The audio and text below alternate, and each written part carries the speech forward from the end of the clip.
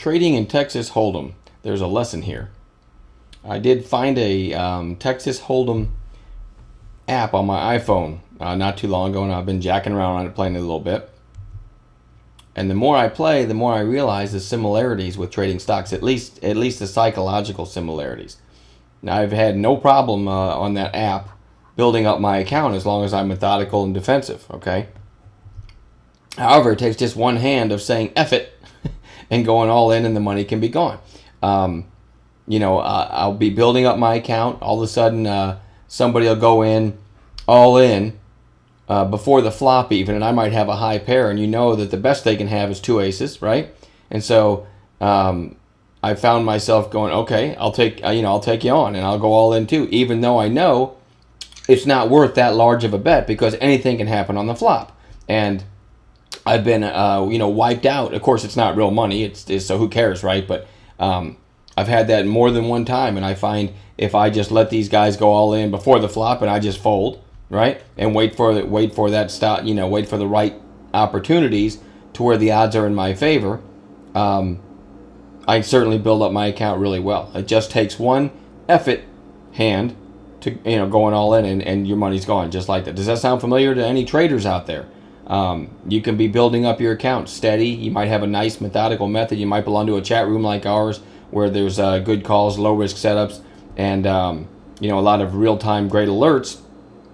But then all of a sudden you find yourself saying F it on one trade, and you can just wipe out months worth of gains, and it's just aggravating. And then you feel then you spend the next week calling yourself an idiot and so on. So if you've ever done that while trading, you know what I'm talking about.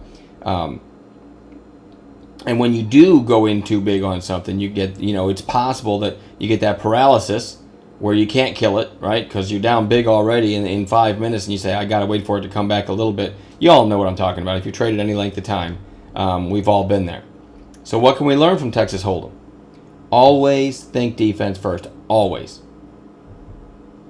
That's exactly what separates successful traders from everyone else. New traders come into the market, and they generally think about how much money they can make whenever they take a trade, right? They got dollar signs instead of eyeballs. Some long-time traders do this too, but these are the guys that have to keep finding ways to refund their accounts so they can trade again, and this time they won't gamble. You ever been there? Sound familiar, traders?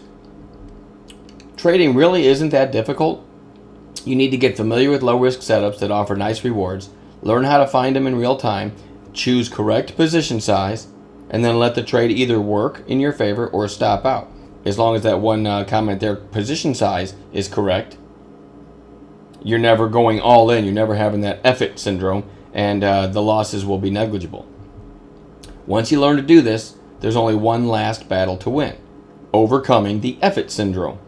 This comes, the F it syndrome itself, what I just described in Texas Hold'em, going all in when you know you shouldn't, it comes from several places. Boredom, literally boredom. People just get bored because you do have to be disciplined, and trading takes a lot of patience. You can't just be jumping around trying this and trying that. You have to wait for the setups, and sometimes you can be sitting there for hours without a trade.